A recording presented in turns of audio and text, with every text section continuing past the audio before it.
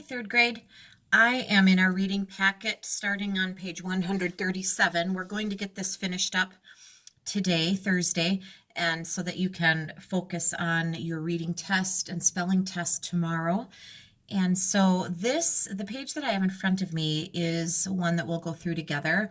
We are sorting things is the easiest way I could say it. We're sorting them by categories and we're classifying them. So you'll understand what that means as we go through. I think to categorize something means to pick a category that it belongs in. For example, we take these three words: astronomer, chemist, geologist. Now, what do all of those have in common? Well, an astronomer is someone who studies the sky, the stars, the moon. A chemist is someone who studies chemicals and their chemical makeups and what happens if you put chemicals together. A geologist is someone who studies the earth and rocks and soil, things like that. Now, what do all of those words have in common? They are people. They are actually types of scientists. These all have to do with science topics. So I'm going to write this in cursive. Types of scientists would be the category. Now, they want us to add something else that would belong in that list. So if we are talking about types of scientists, there are a number of things you could write down here. The first one that comes to my mind is a biologist. That would be someone that studies living things, plants and animals. There could be a bunch of others. An archaeologist perhaps, or an environmentalist, environmental scientist that studies the environment or the protections of the environment. So there are many different kinds of scientists, and we'd have to think for a while to come up with one, but I wrote biologist, types of scientists. All right, the next group, bones, blood, muscles. Well, what are those? Those would be things we find in our body, right? Is there something more specific we could say? I don't know. I guess I would say body parts. Those are all body parts, and then we would simply need to come up with another body part: bones, blood, muscles. You could put something like skin. You could, put brain, which is an organ. You could put organs. So anything like that would work. But skin comes to mind as a main body part, skin tissue. This one, rain, snow, hail. Those are weather words, right? Those are forms of precipitation, actually. So we could put precipitation, but we'll shorten it today and say weather. And what else could we put there? Rain, snow, hail. Oh, I was thinking sleet, fog. Could be a foggy day. That's a shorter one to write. Sleet would work there. So these all belong in the same category, and that would be their title. All right, the last one, desert, rainforest, ocean. What do those have in common? Those are all habitats. Some might call them biomes. Can you think of another habitat or biome that we could put here? Desert, rainforest, ocean. Could be a woodland forest. Could be the tundra. Could be a swamp. The tundra, I think of Alaska, where the ground is frozen. There are many others that we could write there, but those are all habitats. So that is their classification. You will see a few questions tomorrow in the vocabulary section of your test that talk about what category. I think the questions are, what category would this belong in? Or which one of these would belong in the same category as this? Like, what would belong in the category with apples, bananas, and oranges? And then you would look for, if you knew those were fruits, then you would find the one that says the name of a fruit. So it's all about thinking about what these things have in common. What do they have in common? Why are they part of a group? And so this isn't a difficult thing really, just clarifying what it means to put something in a category or to classify it. Scientists do a lot of classifying of things. It helps them organize information. So animal groups, for example, plant groups, things like that.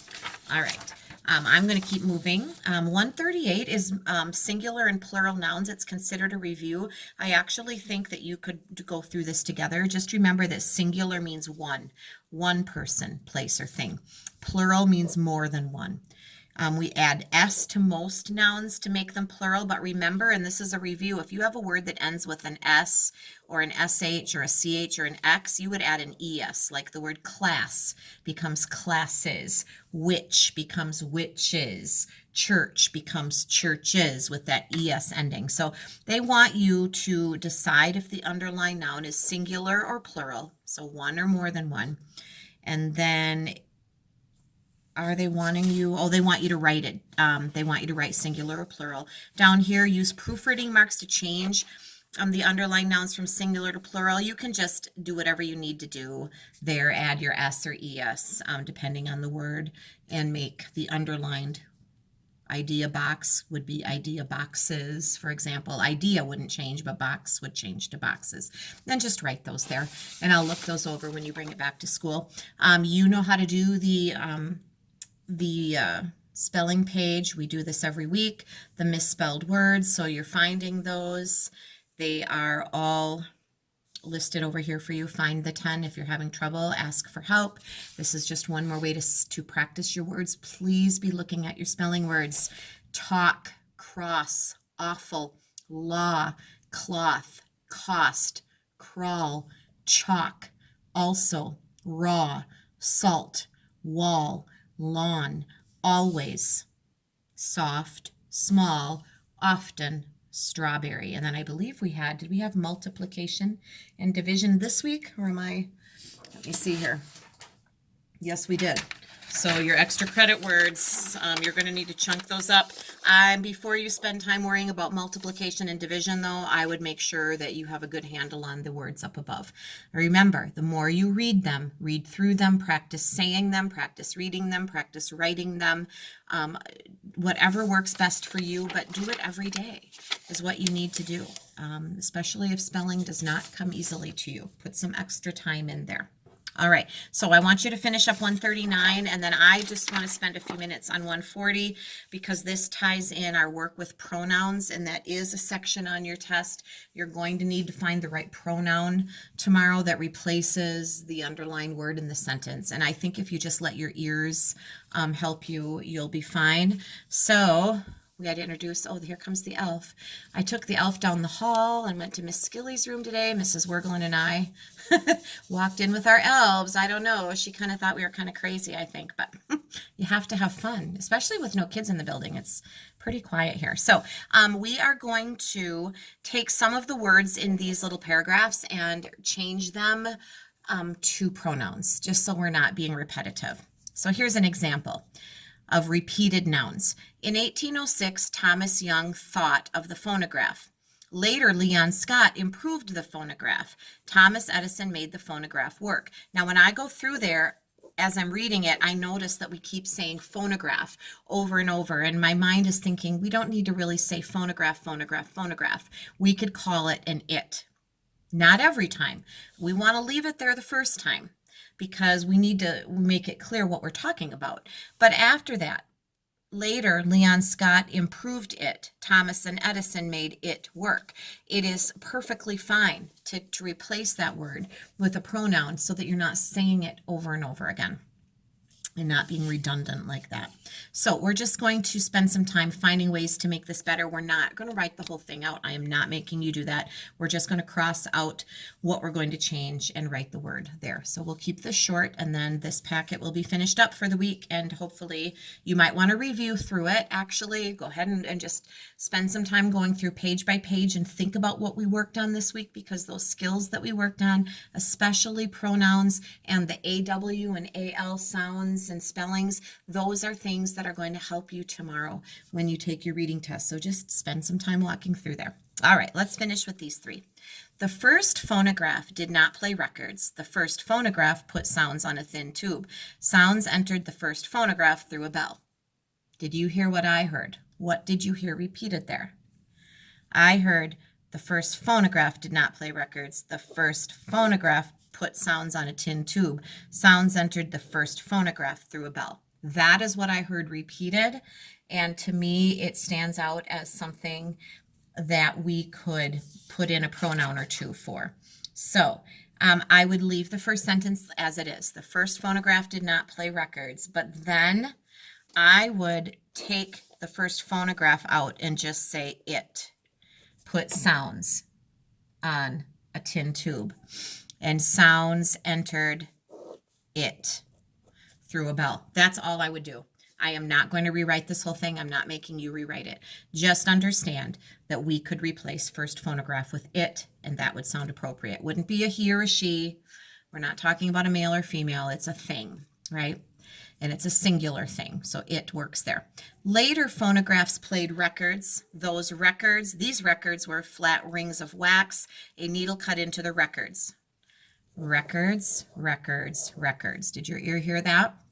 So what can we do with records? Later phonographs played records. These records, now this is plural. We can't say it were flat rings of wax. That wouldn't make sense. Your ear should hear that. What could we say instead? Later phonographs played records. They were flat rings of wax. A needle cut sound into they? No. Into what? Were any of you thinking them? A needle cut sound into them? That is an object pronoun that we can use there, and that works there. So make sure whatever you're replacing, make sure it makes sense when you repeat it back. Make sure that it sounds right to your ear. All right, last one, guys. We're almost done. Bell and Tainter made their phonograph in 1886. Bell and Tainter called their phonograph a gramophone. The government gave its approval to Bell and Tainter. I believe they're talking about Alexander Graham Bell, which is probably why it's a gramophone. Anyway, what I'm hearing here, Bell and Tainter, Bell and Tainter, Bell and Tainter, Bell and Tainter, Bell and Tainter, Bell and Tainter. We'd want to say it the first time to establish who we're talking about. Bell and Tainter made their phonograph in 1886. What would we call Bell and Tainter? Two people. Them called their phonograph a gramophone. They, if it's in the subject there, they make sense, right? They called their phonograph a gramophone. The government gave its approval to they? To hymns? No. The government gave its approval to them. All right. I hope that helps. Tomorrow, listen to your ears. Read it out loud, especially since you won't be in a classroom full of other kids taking your reading test. So you can probably read it out loud and be just fine. And think, think, think, think. There are only 4 sections on your test tomorrow, and it looks to be like a test you should do pretty well on, I feel. So finish this packet up. Use it as a review if you need to, so you are ready for tomorrow. Thanks.